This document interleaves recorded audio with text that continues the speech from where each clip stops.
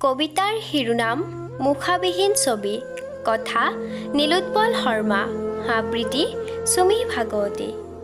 কেতিয়াবা মনত আহে এখন অস্পষ্ট, অদৃশ্য আৰু মুখাবিহীন ছবি।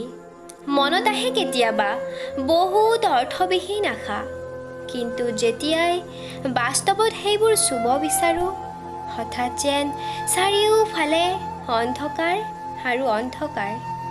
ওপৰৰ ফালে চোৱাৰ লগে লগে মাজনিশাৰ নিমাত জোনটিয়ে কয়, এয়া যে এক সপোন মাথো। কোলাহলেৰে পৰিপূৰ্ণ এই পৃথিৱীত কি জানিবা অলপ হ'লেও শান্তি বিচাৰি পাওঁৱেই।